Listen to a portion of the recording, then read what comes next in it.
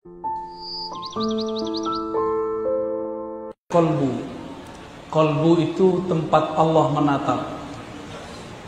Siapa yang menyebut nama Allah di kolbu, maka Allah pasti ridha kepadanya. Jika kita tahu isi hati pasangan kita di kolbunya ada selain nama kita, ridha enggak? Cemburu enggak? Allah ghayurun, Allah maha pencemburu. Maka orang yang mengisi kolbunya dengan nama Allah, lawan cemburu, Allah ridha. Yarda anna, Allah akan ridha kepada kita. Kalau Allah sudah ridha, antum baru terbersih di kolbu, Allah kasih. Kenapa sudah doa nggak dikasih? Karena di kolbu belum ada namanya. Maka tabunglah nama Allah di kolbu, ambillah ilmunya dari ahli talqin zikir. Di sini ada ahli zikir, ambil ilmu dari mereka. Saya cuma sesekali ke sini, tidak mungkin memimpin antum berzikir. Ngaji kepada mereka, ya. Terus zikir ruh itu ihsan. Yang pertama, ihsan kedua itu zikir qalbu. Yang pertama, anta'budallah ka'annaka tara. Engkau ibadah seakan memandangnya. Apa yang dipandang? Disebutkan dalam Al-Qur'an bahwa Allah menyebut dirinya wajhu rabbika dzil jalali wal ikram. Apa yang dimaksud wajah? Wajah itu adalah Allah menatap dirinya, ke dalam dirinya disebut ahadiyah.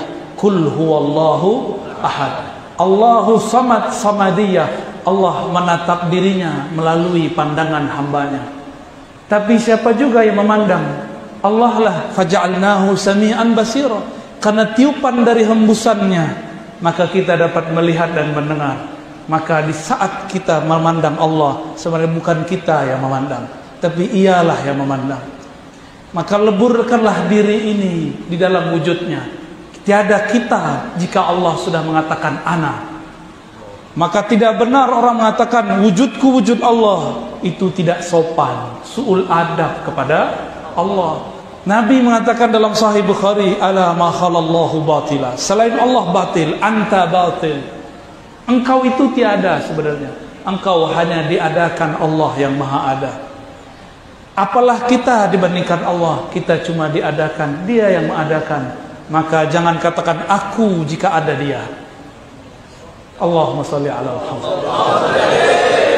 Adapun zikir kalbu, apa beda zikir ruh? Ruh memandang, kalbu dipandang. Yanzuru ila qulubikum. Dia memandang kepada kalbu. Kebanyakan para mursyid, para wali makomnya pada kalbunya. Hanya wali ghaus di akhir zaman yang sampai kepada makom ruh yang mutlak. Maka dia memandang setiap saat. Semoga kita bertemu beliau di akhir zaman. Amin ya Rabbi.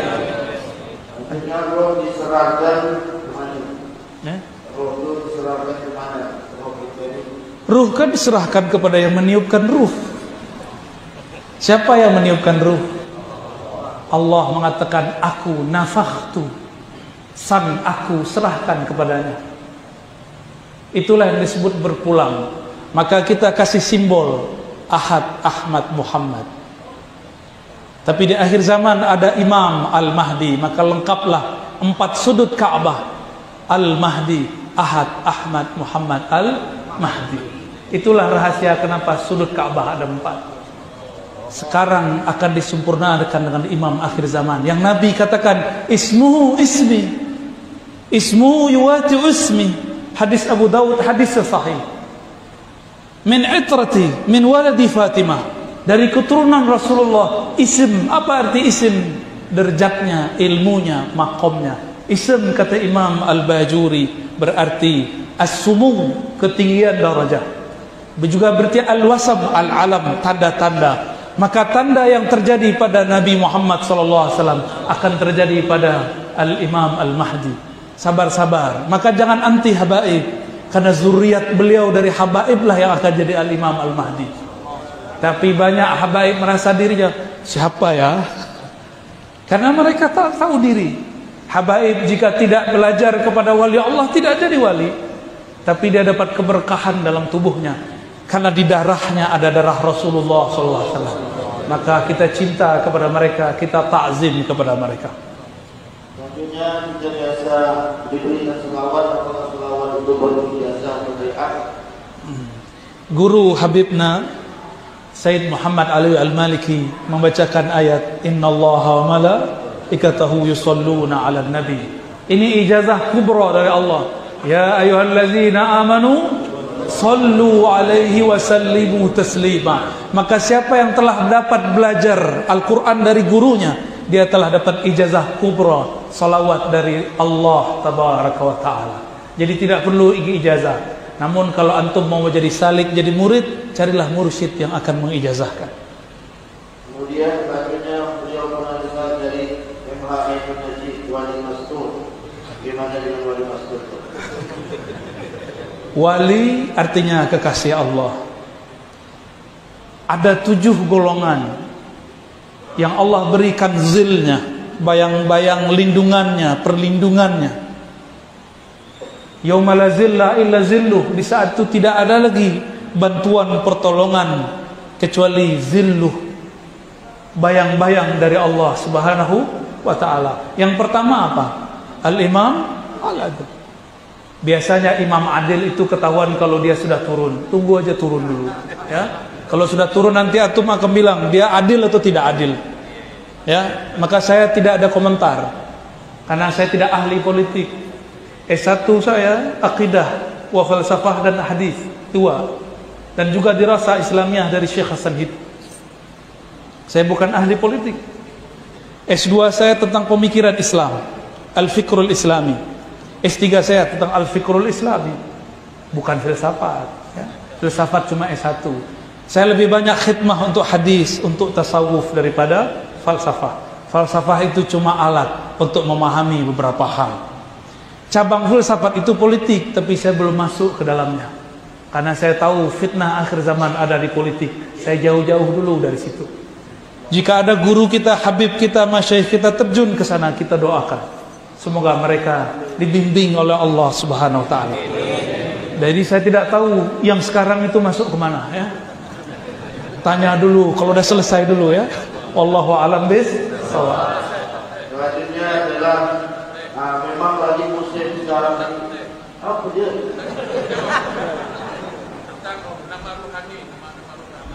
Nama-nama rohani. Nama rohani.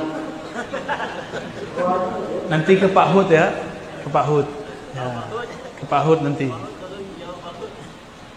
Kalau kita kenalan, yang pertama kita kenalkan apa? Nama. Jika tubuh ini diberi nama oleh ayahanda, maka ruh diberi nama oleh ayahanda ruh. Abu Ruh Sayyiduna Muhammad sallallahu alaihi wasallam. Dan beliau punya pewaris di akhir zaman, wali-wali ghaus, wali-wali kutub. Hanya mereka lah yang dapat izin untuk mengaksesnya. Karena ilmu ruh, ismur ruh, itu ma'rifatul ruh yang tidak diberikan kecuali sedikit. Di antara yang sedikit itu ma'rifatul asma, mengetahui nama-nama. Semoga yang hadir ini mendapatkan nama.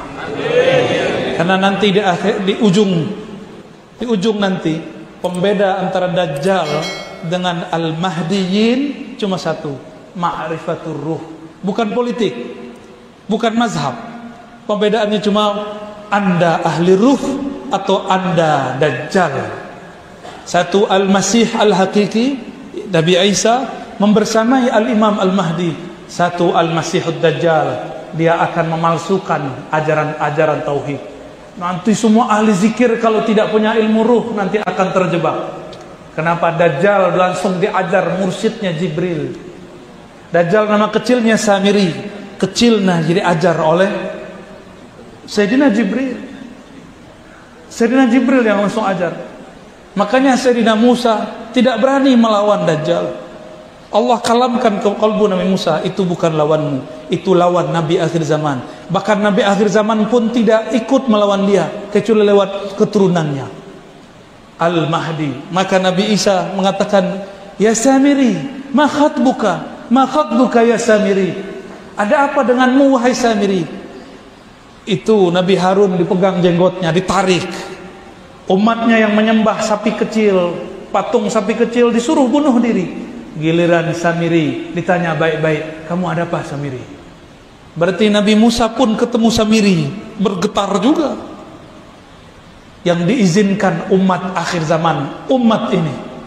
Maka semua ujian cobaan ada di umat ini. Tapi ingat, semua ilmu sudah terkumpul di akhir zaman ini. Ilmu ruh akan turun sebanyak-banyaknya. Itulah yang dikatakan Abu Hurairah, 2 karung aku pelajari dari Nabi, 1 belum disebar, 1 lagi akan disebar insya Allah di zaman ini. Semoga kita bagian dari santri-santri ruh. Amin ya rabbal alamin. Maka mulai hidupkan majelis maulid, karena itu pintu mengenal ilmu ruh, insya Allah.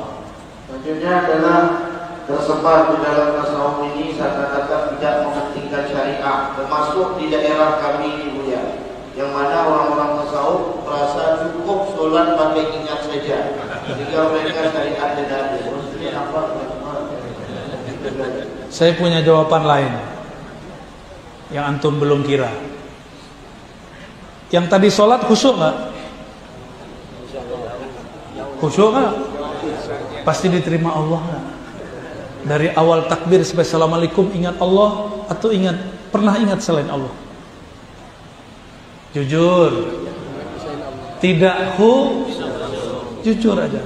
Abdullah bin Amr yang berkalam dalam hadis Imam Tirmizi dikatakan, awwalu ma qubida qabla yaumil qiyamah al-khusyu'. Yang pertama dicabut sebelum akhir zaman adalah khusyuk. Abdullah bin Amr dapat kalam ini dari siapa? Tentu dari baginda Rasul sallallahu alaihi wasallam. Disebut hadis mauquf fi hukmil marfu. Kita ini baru belajar sholat, baru latihan sholat. Makanya Allah mengatakan aqimis salata li dzikri. Aqim itu kalau diterjemahkan dalam bahasa sir, bahasa hakikat, latih-latihlah dirimu sholat untuk mengingat aku. Maka engkau yang baru berlatih jangan sombong kalau melihat orang belum berlatih. Jangan sombong, kita baru berlatih. Jangan suudzon kepada orang yang terlihat belum sholat. Mungkin dia tidak sholat. Gusmi, tahu Gusmi? Masyhur di zamannya, sezaman dengan ayahanda Gus Baha, gurunya Gus Dur. Itu diisukan, dia hafiz Quran, punya pesantren besar. Beliau diisukan banyak orang tidak sholat. Ngadulah orang kepada salah satu kiai di Pasuruan. Kiainya wali juga. Ini bukan khurafat, ini kiai yang menyaksikan. Dia buka jendela, kamu lihat Gusmi lagi sholat di atas pohon. Dilihat sholat di atas pohon. Mereka tidak percaya ini, ya. Mereka tidak percaya, orang-orang yang ingkar kepada tasawuf, ingkar kepada karamah, tidak percaya. Mereka nggak percaya. Kalau saya percaya, karamatul aulia saya percaya. Jadi kalau ada orang yang dimasyhurkan sebagai wali, tidak terlihat sholat, bukan berarti dia tidak sholat. Mungkin dia lagi nguji antum. Antum ini yang sholatnya begitu, sudah berani belum jadi juri, ya? Tapi semua ulama ahli tasawuf sepakat, ilmuna musyayyadun muqayyadun bil kitab wa sunnah. Ilmu kami sangat berkaitan erat dengan Quran dan sunnah. Imam Zarruq mengatakan, al-batin yukhalifu zahir batil. Semua yang ilmu batin, ilmu tasawuf yang menyalahi syariat, maka itu batil. Man a'rafun nas bisyariah, a'rafuhum bisyariah, a'rafuhum bil khilaf. Orang yang paling mengerti syariat adalah yang paling mengerti khilafiyah. Baru tahu satu mazhab, sudah berani bantah mursyid, ya. Baru tahu satu mazhab, satu qaul, sudah berani bantah Habib. Ukur diri, antum baru hijrah berapa tahun? Habib 20 tahun, Habib 40 tahun. Mursyid sudah satu nafasnya bersama Allah Subhanahu wa ta'ala. Saya tidak membela orang tidak sholat. Setahu saya tidak ada wali kecuali dia sholat. Saya pernah suudzon dengan seorang wali, tapi baru suudzon, khatir di kalbu. Apa kata dia pandang saya, jangan kamu kira saya tidak sholat. Ya salam. Karena saya satu hari satu malam dengan beliau tidak terlihat beliau sholat. Terbesit di hati. Ternyata kawan saya naik ke lantai 2 sholat subuh, ada beliau di atas. Terus yang di bawah siapa? Jangan-jangan yang kita temui itu bayang-bayangnya. Itu yang disebut toyul art, taksirun nufus. Karena wali itu nur, nurnya satu nur bisa jadi bayang-bayang. Nabi Muhammad Sallallahu Alaihi Wasallam, dengan apa beliau melihat Uwais Al-Qarni? Karena pancaran nur Nabi sampai kepada Uwais, Uwais pun terlihat oleh Nabi. Nabi di Madinah, tapi wujudnya terlihat di kampung Uwais Al-Qarni. Paham tuh? Matahari satu dilihat dari semua bumi. Dia satu, tapi orang melihatnya banyak. Habib Al-Kaf yang baru meninggal, Habib Ja'far Al-Kaf, ya, yang kalau ngomong nggak jelas, Al-Fatihah, Al-Fatihah, ya. Orang yang sul adab bilang Habib apaan ini ya. Tapi saksi matanya, saya sudah sebut namanya. Buka kamar, ada dia sedang tidur. Kamar satu lagi dia lagi sholat. Buka kamar satu dia lagi zikir. Kalau kurang percaya baca Al-Hawi Imam Suyuti. Di situ dijelaskan bab toyul ard, melipat bumi. Itu ada. Dulu Imam Suyuti pun tidak percaya, Ar-Razi pun dulu tidak percaya. Sampai kemudian baca kitab Al-Hafiz Imam As-Suyuti, barulah kita percaya. Dan saya menyaksikan sendiri. Kita salaman di depan rumahnya, pas masuk rumah dia ada lagi. Ya salam. Dulu di Tanah Abang ada wali masih hidup, cuma saya nggak boleh sebut nama.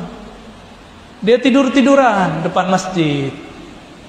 Muridnya masuk, ahli syariat, ahli fikih, baru tahu mazhab zahir, belum tahu mazhab batin. Apa kata dia? Pak Yai masuk, Pak Haji masuk, jadi imam Pak Haji. Ya masuk. Ente duluan. Dalam hatinya udah komat begini, Pak Haji kok masih di depan? Haji PA ini ya. Sampai di depan dia ke soft pertama, lah yang jadi imam yang di depan. Ya salam. Antum tahu Mbah Mangli? Tahu Mbah Mangli? Sahabat saya seorang Habib juga datang ke Mbah Mangli. Ketemu di depan, sepadat ini tidak mungkin gak ada pintu. Ketika dia sampai di depan, lah Mbah Mangli ada di depan. Namanya karamatul aulia. Karamah wali itu gampang, jangankan itu. Dari Mekah ke Masjidil Aqsa sekejap Allah perjalankan. Dari Masjidil Aqsa sekejap sampai ke Sidratul Muntaha, mudah bagi Allah. Jangan pikir pakai otak logika yang IQ-nya rendah ini ya.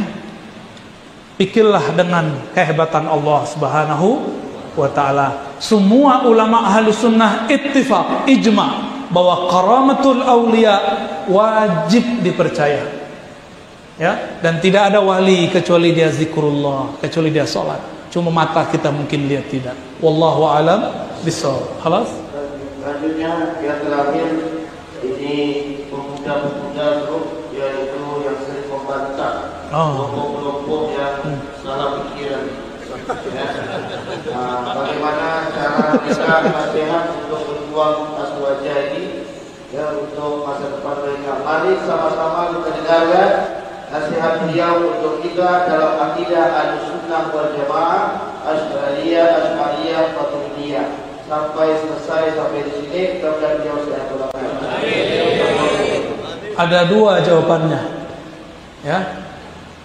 Pertama, untuk yang punya kemahiran dalam ilmu akidah, ilmu fikih, ilmu tasawuf, mengerti hujjah, maka ikuti manhaj Imam Al-Baqillani.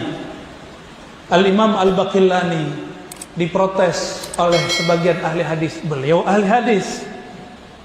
Apa kata sebagian ahli hadis?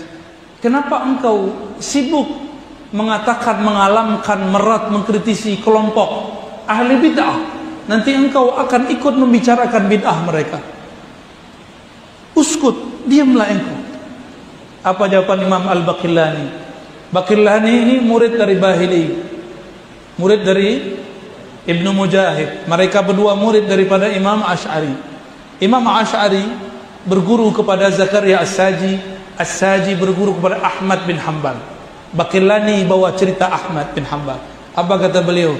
Apakah kamu wahai ahli hadis ingin mengalami yang dialami oleh imam kita Ahmad bin Hanbal waktu di Baghdad? Beliau lagi di Baghdad. Maksud engkau apa? Imam Ahmad ditanya mengenai suatu perkara, jawabannya la. Diam, la adri, la adri, la adri, la adri. Akhirnya beliau disiksa, masuk penjara. Padahal beliau bisa jawab. Beliau memahami pesan Imam Syafi'i, tapi terjemahannya ala Imam Ahmad.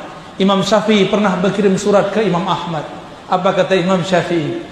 Sebelum beliau wafat tahun 204 Hijriah. Kejadiannya 14 tahun setelah beliau berkirim surat. Ya Aba Abdullah Ahmad bin Hanbal, Rasulullah menemuiku, mengunjungiku dalam mimpiku, sekedar menyampaikan salam kepada engkau. Rasulullah berpesan, isbir ala mihnatil Quran. Bersabarlah engkau janti jika ada perseteruan, perdebatan mengenai hakikat Quran, makhluk atau tidak makhluk. Pemahaman Imam Ahmad, sabar itu diam. Tapi Imam Ahmad punya kawan namanya Al-Karabisi, sabar itu harus jawab. Imam Ahmad akhirnya disiksa oleh Khalifah Al-Ma'mun, oleh Khalifah Al-Mutawakkil, oleh Al-Mu'tasim, lalu Khalifah Al-Wathiq. 3 khalifah menyiksa beliau. Imam Ahmad itu pakai sarung. Algojonya sangat kurang ajar kepada ulama. Imam Ahmad sedang disiksa, lalu ingin dipermalukan di depan semua narapidana. Sarungnya dicopot. Untung kainnya agak panjang di atas.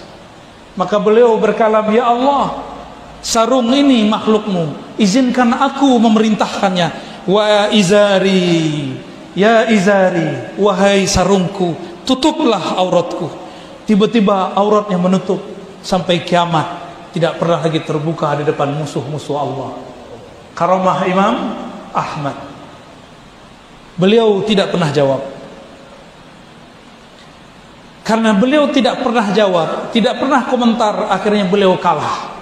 Imam Baqillani mengambil pelajaran besar. Jika kiai-kiai ulama habaib pengecut diam, tidak mau membahas sunnah dan bid'ah, tidak mau mengantar orang-orang yang suka membid'ahkan kita, siap-siap nanti masjid kita digusur, masjid kita hilang. Bangunannya ada, itu masjidnya hilang. Mau? Maka kuatkan guru-guru kita, Habib, Syekh, Kiai, Tuan Guru, tolong jawab persoalan ini. Jangan diamkan. Tidak usah takut.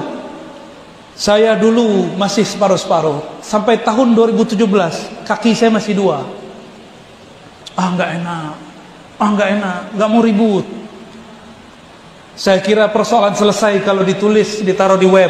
Enggak. Tulis buku selesai, tidak. Ternyata harus idfa billati hiya ahsan. Harus ada aktivitas idfa. Idfa itu aktivitas yang sangat gesit. Tidak boleh nunggu ada orang nanya.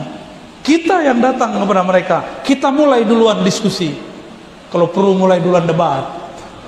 Cuma saya sudah belajar tasawuf, tidak hobi debat.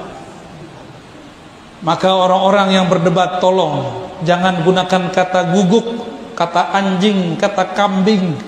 Debat-debat aja. Saya sudah coba mendebat mereka dengan 1000 dalil, 100 hujjah.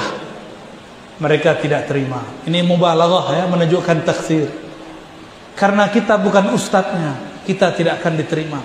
Meskipun yang saya bacakan Quran nomor sekian, ayat sekian, hadis Sahih Bukhari Muslim bab sekian, tidak terima.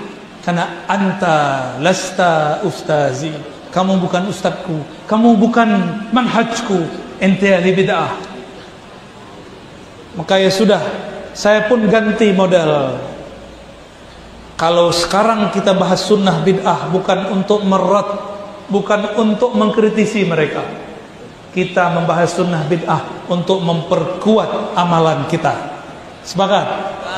Maka mohon para habib, para kiai, dihidupkan majelis bahsul masail. Bahsul kalamiyah. Bahsul Masail ad-diniyah.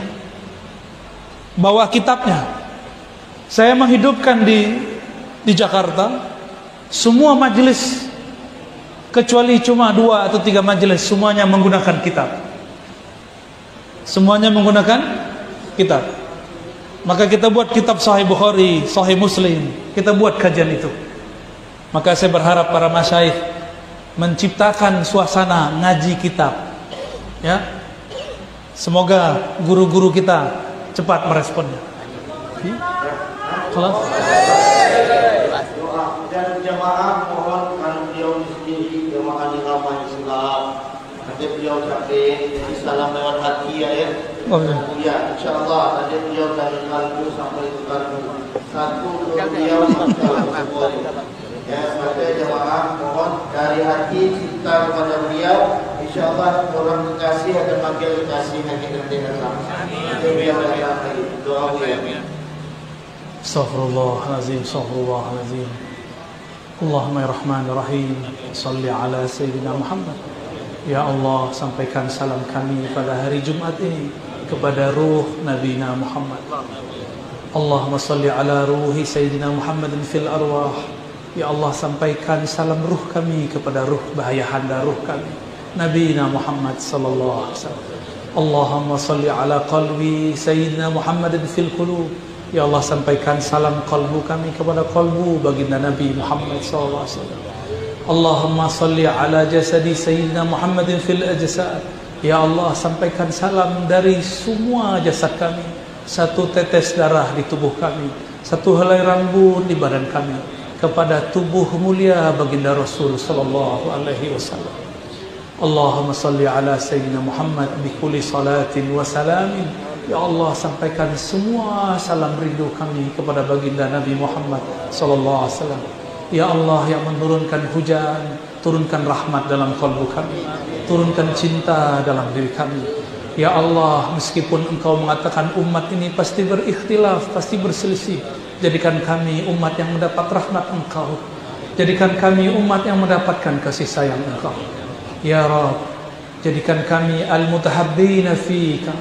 Jadikan kami di akhir zaman umat yang saling mencintai dalam Engkau, dalam rahmat Engkau, dalam sifat Engkau. Jadikan kami di akhir zaman umat yang terpilih nanti di akhirat, ketika para aulia, para syuhada yaghbit, mereka semuanya iri melihat ada cahaya yang bergerak di atas mereka. Lalu nabi-nabi ditanya, siapakah mereka? Allah mengatakan, Engkau mengatakan, merekalah al-mutahabbina fiyya. Mereka lah yang saling mencintai di dalam rahmatku.